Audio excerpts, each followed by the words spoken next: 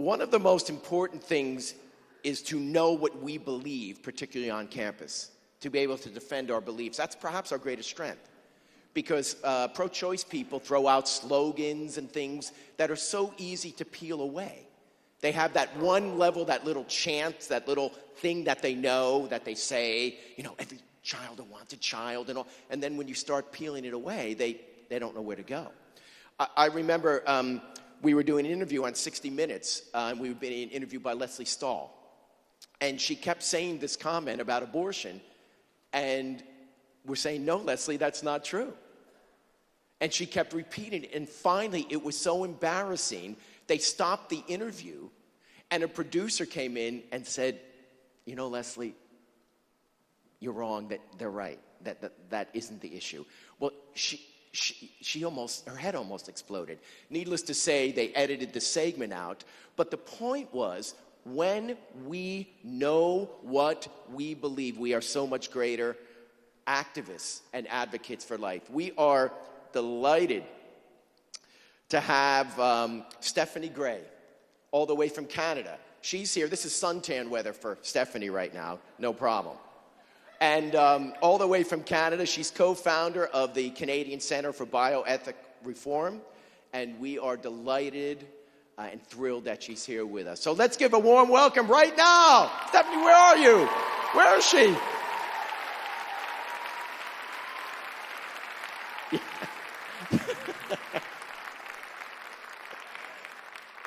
It's like you're making the long walk from the Golden Globes up to the stage, Parents. Thank you so much. What a joy to be here with you. Kristen started with such a powerful story about that day on February 1st, 1960, when Joseph McNeil and his 3 friends went into that lunch counter. And as I reflect on that story, I'm reminded that what makes that revolution different from this revolution is that the very people being victimized today cannot stand up for themselves. You see, Joseph and his friends were the victims. That was their cause. But the pro-life cause is not our cause. The pro-life cause is the baby's cause. We are participating in a movement which isn't about us. It's about them. And in a sense, we must be like a different segment of the civil rights movement. We must be like people such as Jim Zwerg, a white civil rights activist who 1 year after the Greensboro Four made that significant moment in history, 1 year later, in 1961, Jim Zwerg was a white civil rights activist taking part in the freedom rides in the South. And it was Jim Zwerg who, when the bus came into a town in Alabama, he looked out the window and he saw an angry white mob with chains, with bats, ready to attack anyone who stepped off the bus. And Jim Zwerg, who was not the victim, said, "Let me go first." That is who we are to be for the youngest of our kind. And it's important that as we step forward and be the revolution for the most vulnerable amongst us, that we remember, in a sense, we are being their advocates. And advocates make the case for the other. And in this particular situation, advocates make the case that the other cannot make at all for themselves. And so it is so important we make that case well. And so in the time I have with you this morning, that's what I want to do. I want to equip you to be excellent defenders in the revolution you will participate in for preborn children. The three things I'm going to cover this morning are the following. The first is I want to talk about the kind of strategy we need to take when it comes to our encounters with people. Once we are that revolution, we will be conversing with people who don't agree with us. What strategy will help us persuade? That's the first thing I'm going to do. The second thing I'm going to do is talk about how to reach people's minds, and the third will be to discuss how to reach their hearts. So the first thing, that strategy for the conversations we will have with the culture.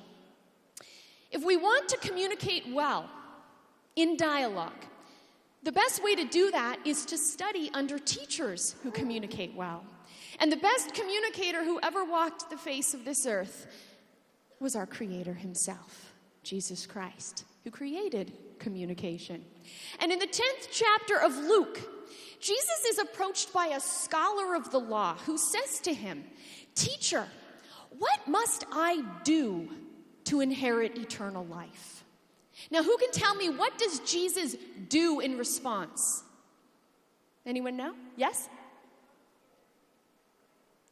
No, not in that scenario. There were several scenarios where not in that case did he say, give everything away. But I'm not interested in what Jesus says. I want to know what he does. He asks a question. Lesson number 1, if you're going to forget everything I say in the next hour, remember this. Ask questions. Ask questions. Jesus asks a question. What does the law say? Now, who did I say Jesus was speaking with? A lawyer, a scholar of the law. Do you think Jesus didn't know that the scholar knew the answer? Why did Jesus ask the question? To get him to think. When we ask questions of someone, wheels turn in our brain. And so Jesus gets the scholar to think. Moreover, by having the scholar answer that question, the scholar will be in a situation in which Jesus is not taking a belief and forcing it into him.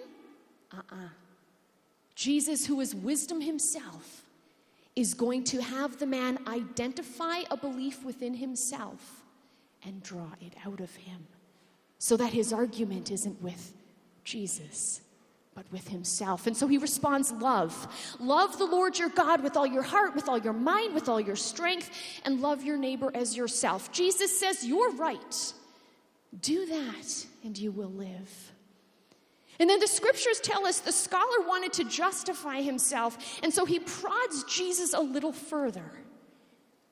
And he says, who is my neighbor? Then what does Jesus do? He tells a story. Lesson number 2 for effective communication in which you want to communicate a powerful point. Tell a story. Because when principles are communicated in isolation, sometimes we have a hard time agreeing with them. But if we can take the principle, like who our neighbors are and what love means, and insert it into a story with a set of circumstances we can relate to and understand. So Jesus starts to talk about the road to Jericho, which in the time of Christ was a very dangerous road. It was known as the Bloody Pass. It was a winding, meandering road conducive to ambushing. So the moment Jesus tells a story about a man being attacked on the road to Jericho, all the listeners could nod in agreement. That's likely. Then Jesus brings characters into his story that the audience knew. Priests, Levites, Samaritans. They knew exactly who those were. And so Jesus takes his principle and he inserts it into a story. That is how we have effective communication. We ask questions, we tell stories. Let me give you an example of how this works in a pro-life conversation or encounter. I was debating with a teenager who thought abortion was okay. At one point in our conversation, she looked at me with some exasperation and she says, look, if you have a fetus in one hand and a baby in the other, you obviously pick the baby. Now, I was thinking, no, you don't. But if I had just said that, she would have said, hey, yes, you do. No, you don't. Yes, you do. And we wouldn't have gotten very far, right? So as it should happen, when she said that, my brain instantly thought, what did she really say? Baby in one hand, fetus in the other, you obviously pick the baby. If I could compare those two, what she was really saying is you have a strong person in one hand and a weak person in the other. You obviously pick the strong person. And once I identified that, I thought, I don't think she thinks that. I don't think she thinks what she just said. How do I communicate that to her? I ask a question, I tell a story, I draw information out of her. And as it should happen, divine inspiration, an image went off in my head like a bomb. And I said that to her. I said, that point you just made is very interesting. It made me think about a picture I just saw on Facebook the other day. Now she's wondering what the picture is. I said, it was a photo of a river. In the middle of the river was this just kind of a half-moon curve of something. And the caption was, "My husband is a hero." So I said to this girl, my friend posted this picture. Beneath the caption, she explained, my husband's a paramedic. He was called to the scene of a car accident at midnight where a woman driving down the road lost control of her vehicle. It spun out of control, landed in the river. She said, when my husband got to the scene of the accident, he jumped in the river to swim towards the car, where sitting atop the car was the woman and her 10-month-old baby in her arms as the car was sinking down. I've told the story. I go in for a question. He could only take one person at a time to the shore. Who do you think he took first? What did she say? The baby. What did I do? What did I do? Ask a question. Very good. Remember the one thing you're supposed to remember if you're going to forget everything? That's right. I asked a question. Why? Do you think I didn't know that she knew the answer why? I knew, but I wanted her to articulate it. I wanted her to own it. And so she said, well, obviously, because if he took the mom first when he got back to the car, the baby would have rolled in and drowned. Right, I said. Next question. Do you think he made the right decision? What did she say? Yes. And so I said, it seems to me that you think when you have a stronger person and a weaker person, that you believe we should actually prioritize the weaker person. So wouldn't it follow in this case you mentioned about the baby versus the fetus, that in fact because the fetus is more vulnerable, we are more responsible to care for that fetus? She looked at me and said, you argue well. Now, here's why I say that. Not that she left claiming to be pro-life, because she didn't, but the wheels were turning. She knew something profound had just been communicated to her, but moreover, I didn't argue. I asked a question, or two, or three, and I told a story. That's what we need to do. Now, let's look at that then, step by step in the encounters we have. Moving now, how to reach people's heads. Well, one thing to keep in mind is with the analogy I just gave, some people will object and say, well, wait a minute. With the woman and the baby and the sinking car, both of them were human beings. So in the case of two humans, sure, we can prioritize the more vulnerable one. But in the case of a pregnant woman and her fetus, we're not dealing with two humans, we're dealing with just one. And so we need to focus on the woman. Now, indeed, from the perspective of the abortion supporter, in the situation of that unplanned pregnancy, they're not thinking about the baby, they're thinking about the mother. And in particular, they're looking to the difficult circumstances that a pregnant woman may find herself in. And they think we determine the morality of abortion on a case-by-case basis, looking at whether her circumstances are really tough. So if you were to encounter someone who thought, sometimes we need abortion because of the situation the woman's in, what is one of those situations? Rape, right? See, I can read minds. Okay, just kidding. What's the next one? What's another scenario? Incest. Okay, rape and incest together. What else? Wow, really good. Poverty. I've done a study of my audiences. No, I'm just kidding. Okay, what else? What other circumstances will people give? Education. Health of the mother or the child. Race. Maybe the mom's too young. Maybe she has her career. Maybe she has no support. And we can look at all of these circumstances, and we as pro-lifers can agree those difficult circumstances exist. The question is, may we end the life of an innocent human being because of those circumstances? But how do we get to that point in the conversation?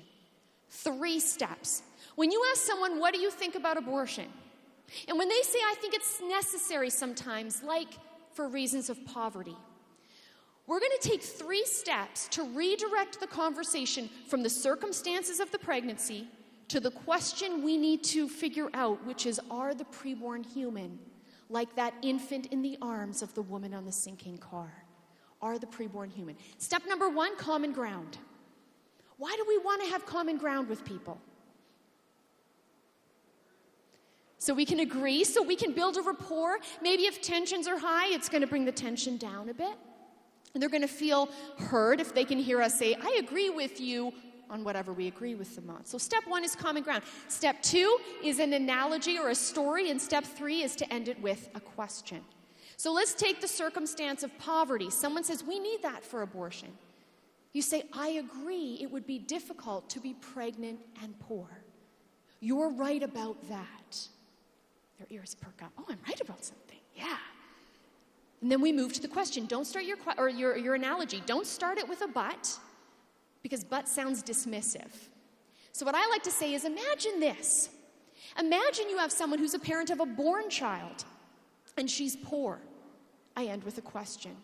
May we kill that born child because of the mother's poverty? What will they say? No. So then I ask, why then may we kill the preborn child for reasons of the mother's poverty? What will they say? They're not human. That's different. And the moment they say that's different, we realize they don't consider the preborn human like the born. The issue isn't poverty. The issue is, are the preborn human? Take the circumstance of being too young. I agree with you, to be a teenager and pregnant would be very hard. Imagine you have a teenager who's pregnant and thinks it's great. Only after the baby is born determines it's really tough to raise the child. May that teenager kill the 2-year-old because it's hard to raise a child when you yourself are young. They'll say, no. We ask, why then may we kill the preborn child? Because the age of the mother makes her young and difficult, finding it difficult to raise the child. That's different, they'll say. A fetus isn't a person. So that's what we need to focus on. Take the circumstance of rape. Literally just 2 days ago when I flew here, I had a situation arise on the plane that happened probably a year ago before that, where both with the fellow passengers next to me who asked me what I did. And so I told them I do pro-life work and educate about abortion, and then, of course, questions and comments ensue. And in both of these cases, the men I was sitting next to instantly brought up rape. And they said, but what about rape? And I had common ground, and I just jumped straight to a question, which made both of those guys go silent. I said, rape is a horrible thing, and those rapists need to be thrown in jail and forced to do hard labor. One thing we need to ask ourselves, is it fair to give the death penalty to the innocent child? They both kind of stepped back and pushed back in their seat a bit and said, I never thought of it that way. Is it fair to give the death penalty to the innocent child? Now, someone may say, but it's not a child. So that then is what we need to focus on. Is the preborn a human being, a child like you or me? How do we do that now when our conversation has got to that point? One central question to focus our discussion that we will keep coming back to. You say to the person you're speaking with, do you believe in human rights? What are they going to say? Yes. I've yet to encounter someone who doesn't. Then you ask them, who gets human rights? Humans, they'll say. What about this? humans' rights? You ask. What will they say? That's not human. What will we do? Ask a question. What are the parents of that embryo? Are they human? Because if they're human, wouldn't it follow that two human parents can only produce human offspring? We know as a society that parents, two humans, cannot produce a cat. I mean, it just can't happen, right? So, I hope neither of these people are in the audience. You know, I fear one day as my audience numbers get larger that they will be there, because if you go to Google Image and type, people with cat, there they are. So, anyways, regardless, we know two human parents can produce a cat, so we want to know, what are the parents of that embryo? So then, if they admit that the parents are human, the embryo must be human, they'll say, but it's not alive. Next question, is she growing? Is that one cell growing into 2, and then 4, and then 8, and 16? Is it? What will they have to say? Yes. So wouldn't it follow, by virtue of the growth of the embryo, that the embryo must be alive? By virtue of having human parents, that the embryo must be human? And since you believe in human rights, shouldn't that human have those rights too? At which point they'll then say, but it's not a human, or it's not a human because it's a fetus. Is that a fetus? The picture there? There we go. Is that a fetus? I heard someone say yes. No. What is it? Well, it is a zygote, correct, or an embryo. Embryo or zygote, either term can work. But let's just say we had a fetus up. So there's a fetus. So now what are we going to do when they say it's just a fetus? Ask a question. And here's the question I like to ask: a fetus what? And then a furrow usually develops in their brow, and they're like, what do you mean? And I purposefully sometimes ask questions to confuse, so they think harder. That's a good thing. So a fetus what?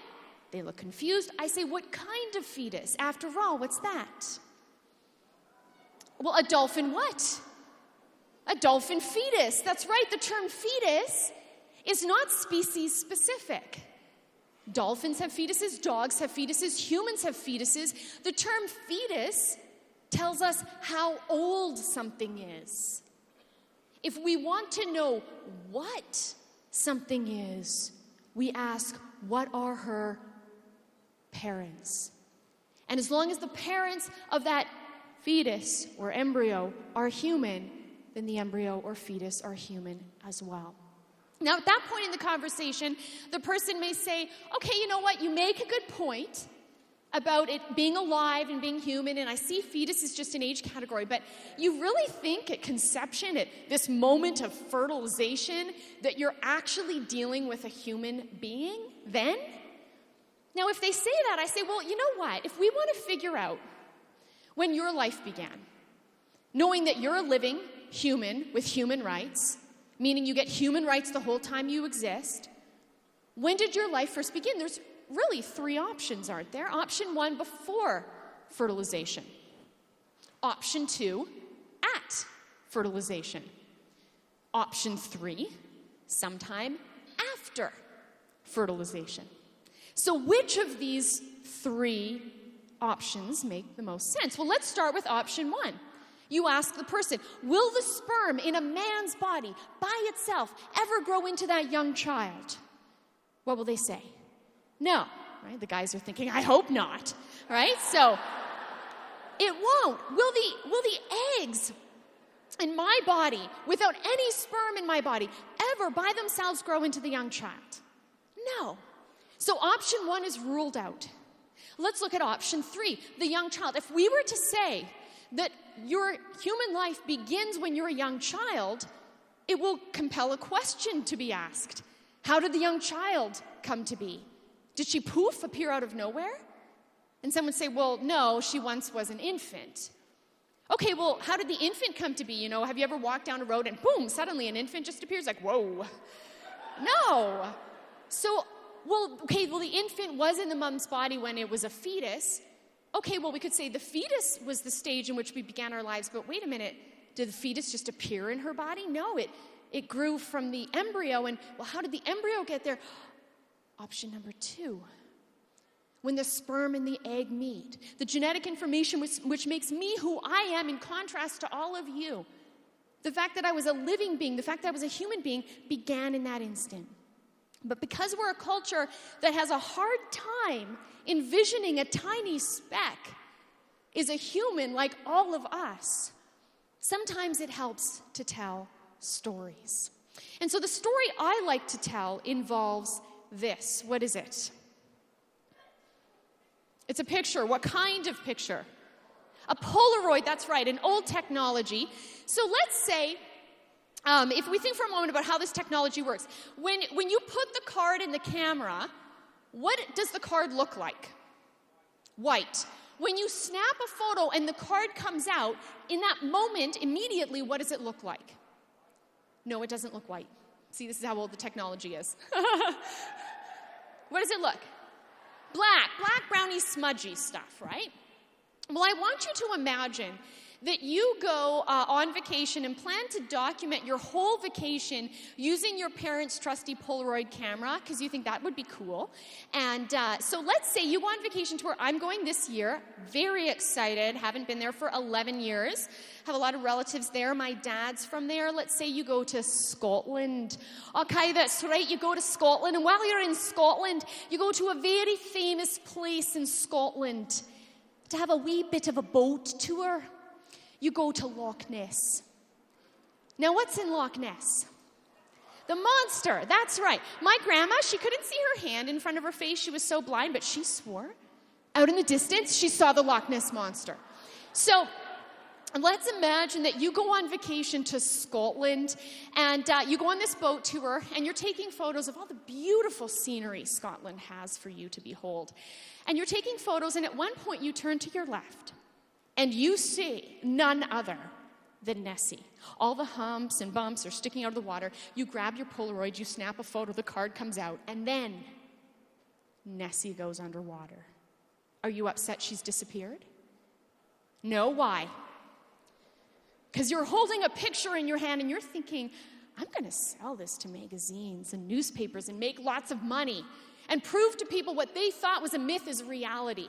And so as you're looking at this card, what are you going to do? What are you going to do initially? Shake it, shake it, shake it like a Polaroid picture, right? Okay, so you're going to shake it, but let's just say as you're shaking it, there's a tourist in the boat with you who's never seen Polaroid cameras and this technology before, doesn't know how it works. So she excitedly rips it from you mid-shake to have a look. And as she looks at the card, she doesn't see Nessie, she just sees the brown, black, smudgy stuff. She thinks the photo didn't take properly. And with great disappointment, she rips it and tosses it in the lake. Would you be upset? Okay, that's right, my Scottish temper would come out. You don't mess with Braveheart. So, imagine if in getting mad at this tourist, they said, it's just brown smudges. What do you care about brown smudges for?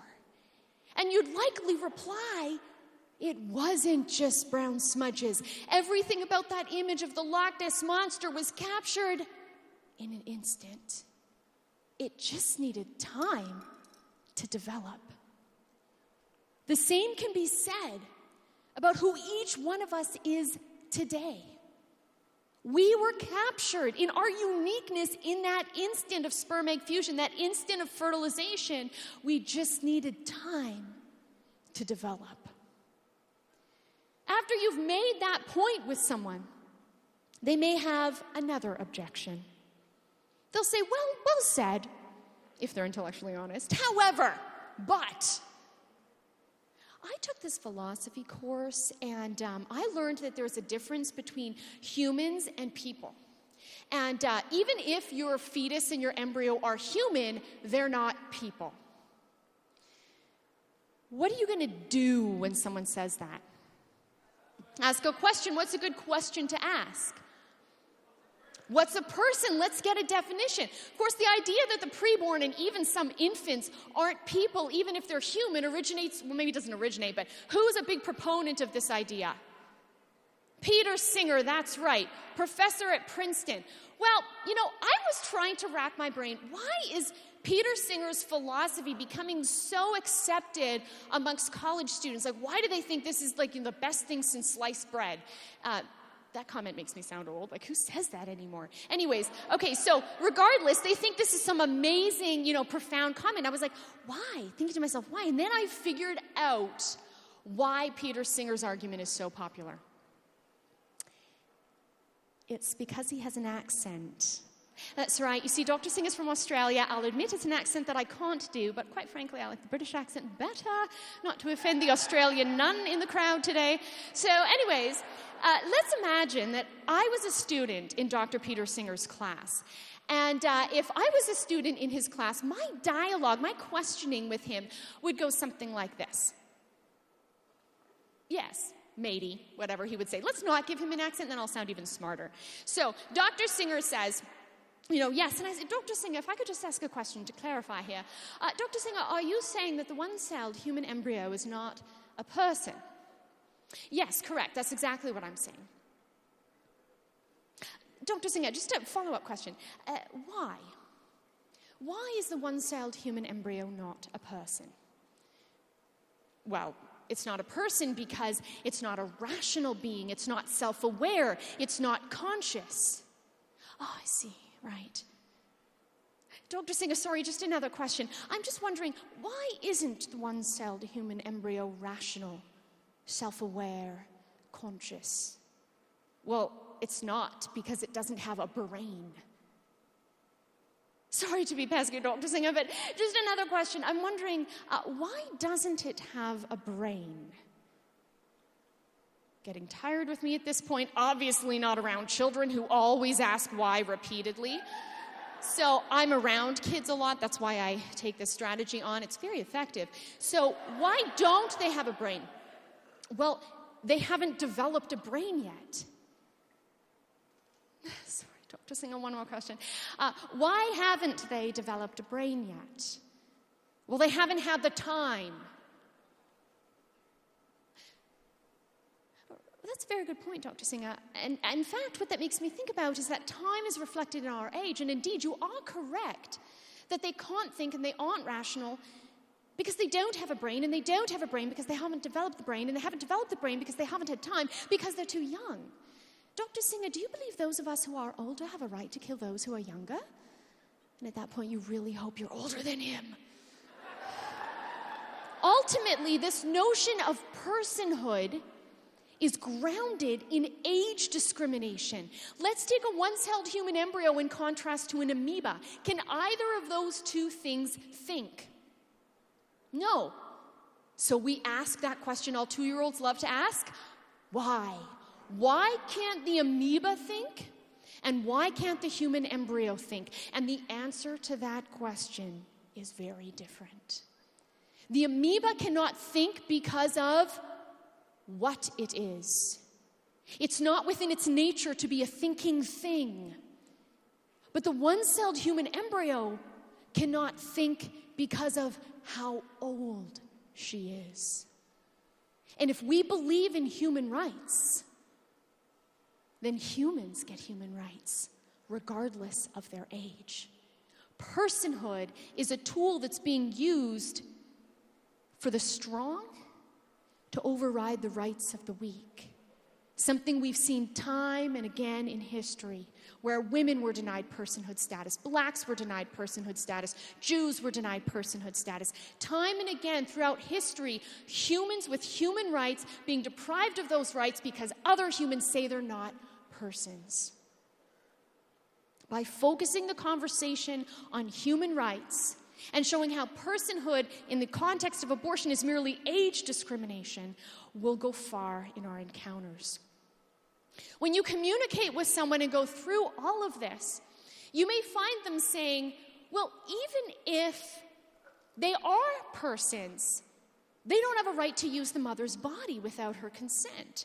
How many of you have heard of Judith Jarvis Thompson's unstringing the violinist analogy?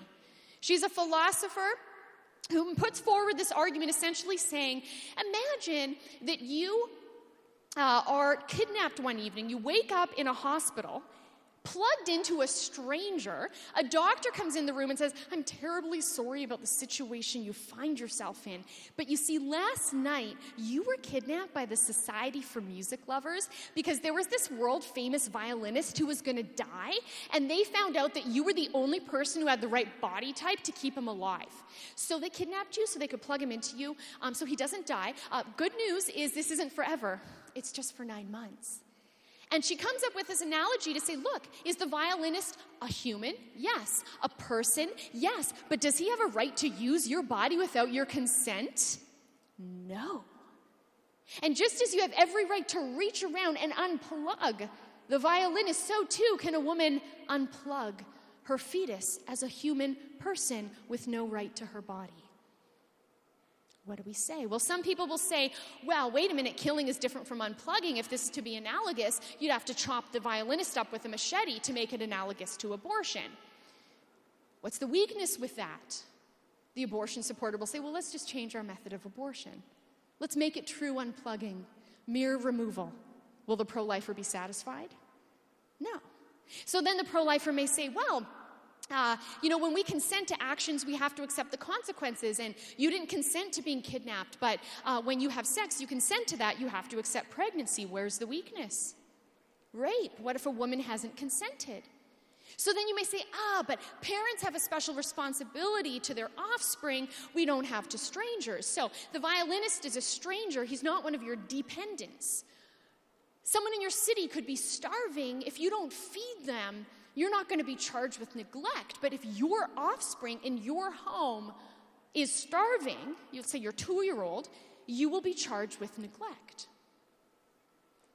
Seems stronger, but then you may find yourself in a situation, as I was once in, with a philosophy prof debating at a university who took the analogy and made it his own to make it a parent-child relationship. He said, you've got a child with kidney disease. Your child is going to die unless you donate your kidney. It won't kill you to donate your kidney. It would be nice of you to donate your kidney. It will save your child's life to donate your kidney. But the law should not force you to donate your kidney. And just as the law should not force you to give one of your body parts for your child, nor should the law force a woman to give her uterus for her child. Professor speaking, Stephanie sitting, taking notes, thinking, dear Lord, what do I say? No joke. Seriously, sending up instant, really fast, high-speed prayers to heaven. I need some inspiration here, Lord. I've got 10 minutes on the clock. I need some inspiration here. So I didn't actually audibly hear the voice of God, but I did sense the voice of God. And it was like God said to me, Stephanie, I made the uterus for a different purpose. So I'm ruminating over this for 10 minutes as I'm taking notes, and it was like, I see the light. I get up, and I say, Dr. Snedden makes a very compelling argument until we ask ourselves a question. What is the nature and purpose of the kidney versus the nature and purpose of the uterus? For the answer to that question will tell us why the law shouldn't force us to give our kidneys, but should, in a sense, compel us to give our uteruses. The kidney exists in my body for my body. But my uterus, unlike all other body parts, exists in my body every month, getting ready for someone else's body. I can live. Praise Jesus. I can live without my uterus, but my offspring cannot, which is a sign it exists more for the other, unlike all other organs, than it exists for me. That professor told his class 2 days later that he was up all night trying to think of a response to that. And so that's the problem when you've got lies on your side and truth on the other side. Because when the truth is on your side, you can't argue it.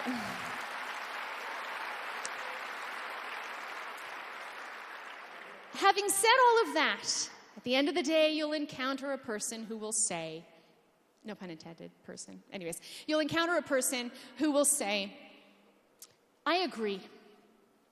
It makes sense. And you've convinced me to never, personally, ever have an abortion.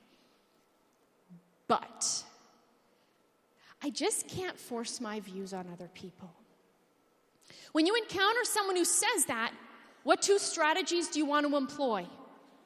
Ask question, tell story. So then you say, I think I hear where you're coming from. It makes me think, if we had a big bowl of candy before us, and we wanted to have a bit of a battle of the border, where we had some Canadian candy and some American candy in this bowl. So we've got some Smarties, which apparently you guys have in the States, but they're not really Smarties. They're like what we call Rockets, which are these powdery, sugary, kind of hard thingies. But our Smarties are more like M&Ms, but not, because they're better. So anyways, in this bowl, you've got real Canadian Smarties, and then you've got chocolate M&Ms, because that's what Smarties are similar to. So you could say to the person, we could do a taste test, and you may prefer M&Ms. Does that mean you should force me to eat M&Ms and no Smarties because that's what you prefer? What will they say? No, of course not. And you can say, I agree, because I like my Smarties. No, I agree. So then you say, but imagine, within this bowl of candy, some of the candies have poison injected into them, and anyone who eats those candies will die.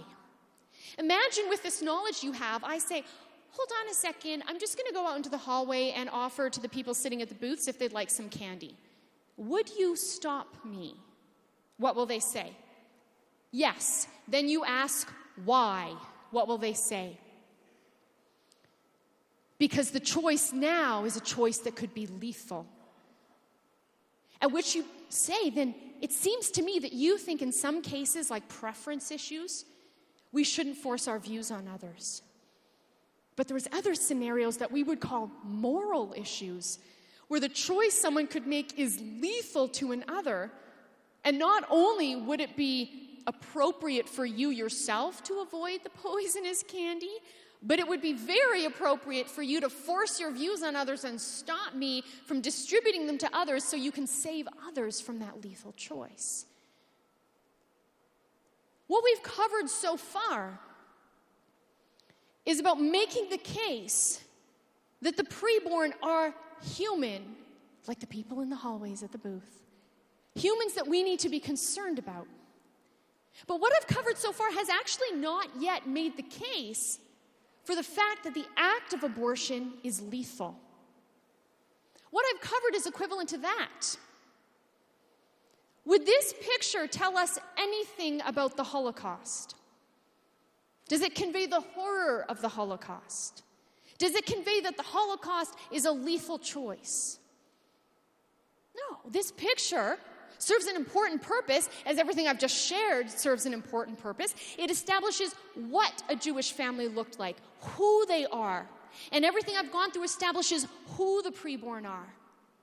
But there's a corresponding question that we need to answer in our encounters with others, and that is the choice we're discussing lethal? That question is answered by this photo in the affirmative when it comes to the Holocaust. Yes, that choice is lethal. When it comes to abortion, is that choice lethal? Just as the images we saw communicate a message more powerfully than words can, I believe the same is true that when we're encountering people, there comes a point where there's an essential component in our encounter where we must communicate that abortion is lethal. And we must do it visually because pictures have a way of burning themselves into our memory such that they change how we feel. And if you can change how someone feels, you can change how they behave. Case in point, the state of Montana. Presently, they rank 39th across your great country for crystal meth abuse. In 2005, they ranked 5th. In less than a decade, that state moved from 5th to 39th. How? Because of this. Graphic billboards that were distributed and set up throughout the state, disturbing commercials showing the consequences of crystal meth use. And when people saw images like this, it changed how they felt. And when it changed how they felt, it changed how they behaved. Or take late December 2004. An online internet portal that receives millions of dollars of charitable giving every year saw their donations skyrocket late December 04 in contrast to the previous December of 03. They had 6 times the number of donations. What happened between December 03 and late December 04 to explain this behavior change? The Southeast Asian tsunami. And in the days following Christmas, on people's television sets, they were bombarded with images of the utter devastation this natural disaster caused. 200,000 lives wiped out. And when people saw those images, they felt differently. And when they felt differently, they behaved differently. And more people than normal donated to help the needy because of what they saw. Or take the 12th of September, 2001. On that day, blood banks across the United States had a very unusual problem. They had a shortage, not of blood, but of bags, with which to store a 16-fold increase in blood donations in comparison to the 10th of September, 2001. What happened between the 10th and the 12th of September to explain this behavior change but 9/11? And when people saw images of those planes crashing into the towers, of people in the fiery inferno in panic leaping to their deaths, they felt differently. And when they felt differently, they behaved differently. People who ordinarily hate the sight of blood, hate the feeling of a pinprick, strategy of whether the blood donations were needed aside, their feeling change prompted a behavior change. Our goal in the pro-life movement is a radical behavior change. But to change how people behave, we need to change how they feel. Pictures change how they feel. Most fundamentally, though, I have a whole separate lecture I give to people on pro-life strategy and the use of imagery, abortion victim photography. Setting all of that aside, I think the important role abortion victim photography plays in our encounter can be summed up with this statement. We're not the victims, the babies are. This is their story. And their story has a right to be told as it happened. Would we ever tell a victim of the Rwandan genocide, coming to share what happened, that she must share her story behind a black screen because her scarred face from the machete is too disturbing for the audience to see?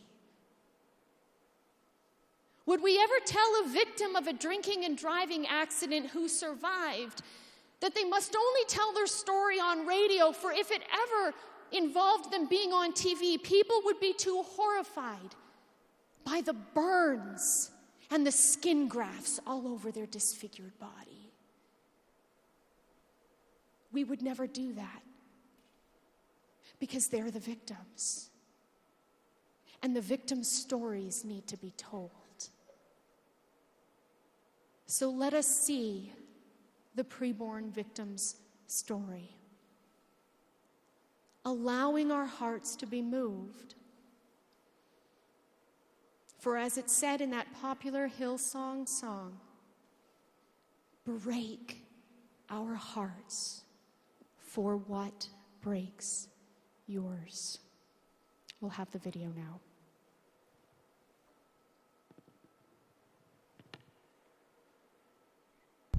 I have a dream that one day this nation will rise up and live out the true meaning of its creed. We hold these truths to be self-evident, that all men are created equal.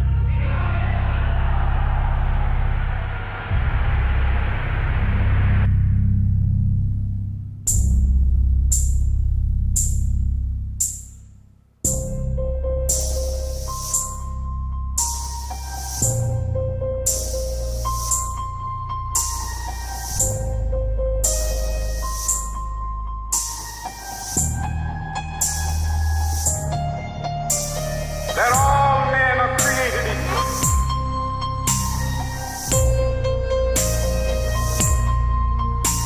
That all men are created equal.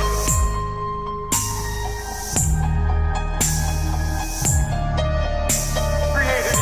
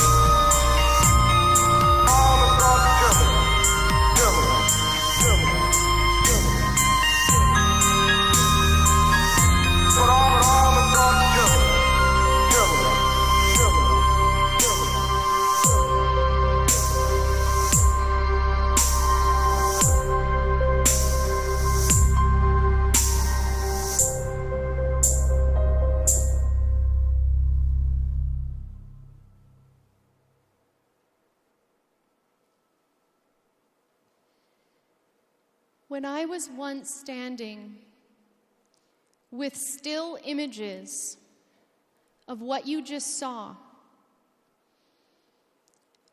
a single mother walked up to me on the campus I was at, told me that she had an abortion, and asked me how I could justify having the images knowing there were other students like her on campus. After we went back and forth, I remembered my approach of stories and questions, and I had a bottle of water with me. And I said, I think I can best explain why I have these pictures, if you'll bear with an analogy, if that's okay. She said, sure. I said, you see this water here? I want you to imagine that there's poison in the water. I don't know there's poison in the water. I drink it, and I die. Have I knowingly committed suicide? What did she say? No. I said, now I want you to imagine, I still don't know there's poison in the water, but you do. You see me grab it. You see me unscrew the lid. You see me bring it to my mouth. I drink it. You don't stop me. I die. Have you been an accomplice to my murder? She said, yes. I said, that's why I'm here with the pictures. Because a lot of people haven't seen what I've seen, don't know what I know, and they're making choices out of ignorance, like drinking the poisoned water and not knowing. But if I see them drink, and I don't tell them what I know, then the blood is on my hands. As another post-abortive woman once said to me, nobody told me it looked like that. Had someone only told her a few months before that moment we encountered each other, a few hours north of where we were standing, had someone only told her it looked like that, she would have had a baby in her arms instead of a child in the trash.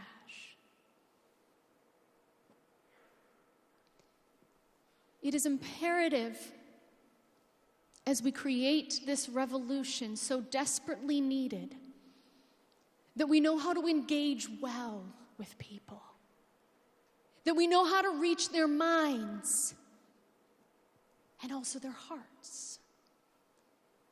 And you may find yourself in scenarios, as I have found myself, imparting everything that I have shared so far today, and nothing is getting through to the person. It's like a wall has been built up, and I'm thinking, I'm logical, I'm asking good questions, I've got good evidence. How can you argue with the pictures? But they're not agreeing with me. You know, when students would say to me, I'm interested in doing full-time pro-life work, what should I study? I used to advise people to study history, philosophy, English to learn to write well, because that's my pet peeve. But now my answer is different. Now I advise people who want to work in the pro-life movement to study psychology. What you will discover is that what often seems to be a problem here is a problem here. And unless we deal with where the person is coming from, which can only be discerned by lovingly and gently asking questions, which can only be discerned by making the prayer of our heart the prayer of St. Francis, O divine Master, grant that I may not so much seek to be understood as to understand. When we seek to understand, then we can minister. I was speaking with a young guy about abortion, and he was quite angry as we were dialoguing, and he was arguing about personhood. And I said, look, in your world, you could be a victim of your philosophy. You could meet someone who comes up with a different definition of person, a definition that excludes you. But in my world, you're safe, because in my world, by virtue of being a member of the human family, you have the right to life. And he looked at me and he said, in your world, I wouldn't exist. Do you think I knew what he was talking about? No, I'm really not the mind reader when I had that first click right. I had no idea, so what did I do? I asked a question. What do you mean, I said. My mother had an abortion. She had an abortion shortly before she got pregnant with me. If she'd never have had that abortion, I wouldn't be here. And my heart broke. That man's very existence is rooted in the dismemberment of his sibling. Of course, he's not going to accept the pro-life worldview. Because if he does, what does that mean? What does that mean about the mother he very likely loves? And so that is where we have to go off script. We throw the arguments, we throw the philosophy, we throw the science aside. We seek to understand. How's your mom doing, I asked. Have you ever thought about that sibling? I don't know where the conversation's going to go. All I know is that I'm seeking to understand, and I'm trying to go here. And he kept bringing it up here, and I kept bringing it down here, because I knew that's what needed to be addressed. During a Q&A once, a student got up and asked about rape. I gave the answer I gave earlier, plus more detail. She wasn't satisfied. So I said, look, I can take more questions from you one-on-one because there's other students I need to take questions from. She accepted that at the end, sure enough, came to the podium. She and I are having a one-on-one. She can't accept the logic, and I'm thinking my case is airtight. Why can't she accept it?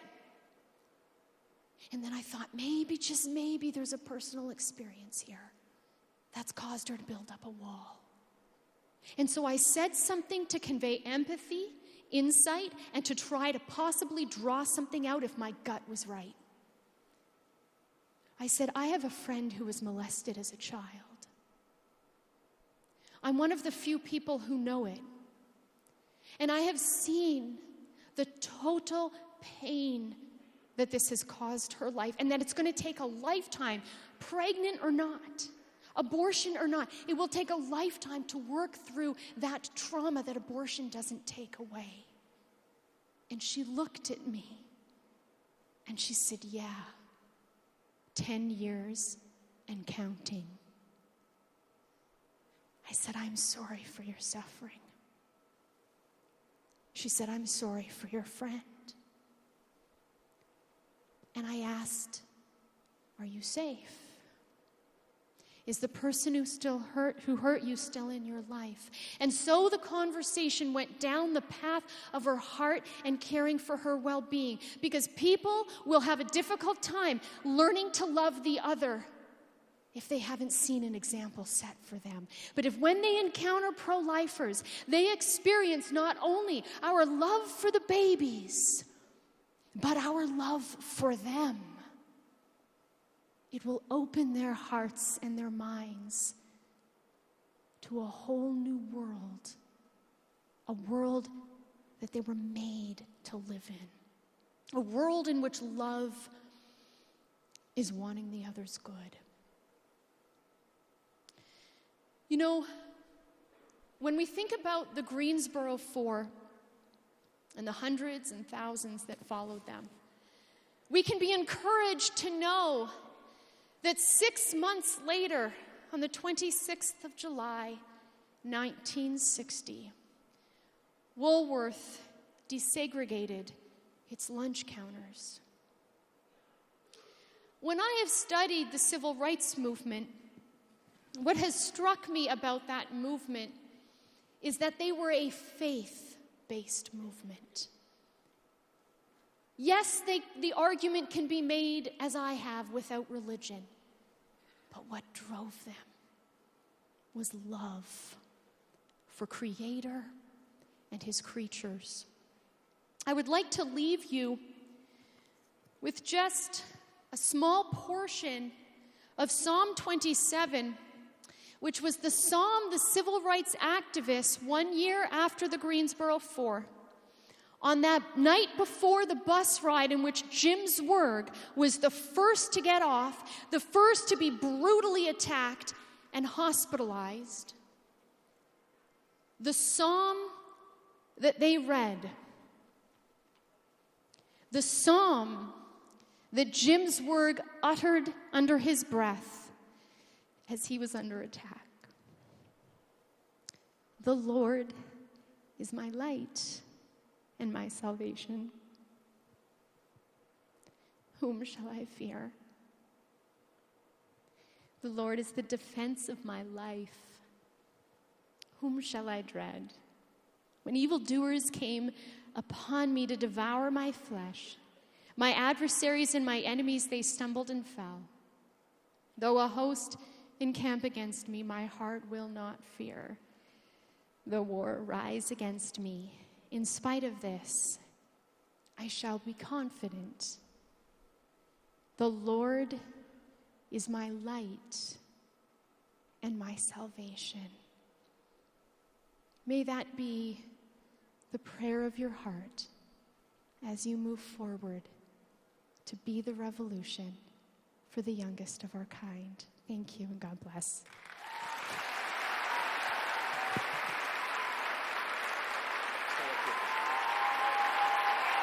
Let's hear it for Stephanie. Come on.